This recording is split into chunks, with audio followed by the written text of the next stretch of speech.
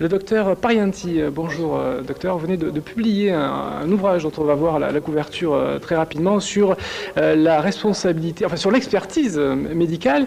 Alors c'est un métier que le grand public connaît pas très bien. L'expertise médicale, très rapidement, c'est quoi finalement? L'expertise médicale, c'est un examen simplement médical qui a des critères médico-légaux qui permet de fixer et de quantifier tous les préjudices qu'une victime peut présenter à la suite d'un accident de quelque nature que ce soit. Alors, donc, si vous voulez, c'est une spécialité à part entière.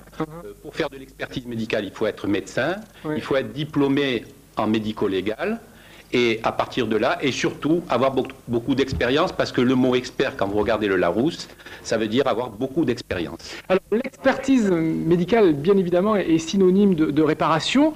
Alors, vous naviguez finalement entre à la fois le monde juridique, mais également le monde de l'assurance. Des sommes considérables, en fonction de votre jugement, sont en jeu. Est-ce que vous travaillez sans pression? Parce que quand je parle de sommes considérables, ça peut atteindre des millions d'euros. Tout à fait. Alors, est-ce qu'on travaille sous pression?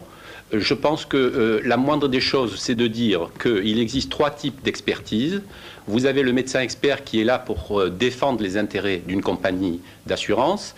Vous avez le médecin expert qui va être nommé par la justice, ça s'appelle l'expertise judiciaire. Et vous avez le médecin comme moi qui est le médecin qui défend uniquement les victimes et qui est médecin conseil des victimes. Alors, il est bien évident que pour que la vérité naisse dans un dommage, parce qu'il est très très difficile de quantifier un dommage, surtout psychologique. Le dommage physique, en général, on arrive à bien le quantifier. Mais le psychologique, parce que quelquefois, après un accident, vous pouvez faire et avoir un stress post-traumatique qui peut vous rendre même handicapé, vous rendre même invalide, avoir peur de sortir, avoir peur de prendre la voiture. Et c'est vrai que ce sont des moments difficiles à quantifier, et à tel point que quelquefois on est obligé de demander l'avis d'un sapiteur. C'est encore un expert médical, mais qui est qualifié dans une spécialité à part entière qui est méconnue, comme la psychiatrie, l'ORL ou l'orthopédie. Docteur Parianti, reste 40 secondes, donc vraiment en 10 secondes, est-ce que c'est un métier qui s'accorde avec l'obligation du secret médical? Vraiment en 10 secondes. À partir du moment où vous allez chez un expert et que vous présentez des documents médicaux, le secret professionnel n'existe plus.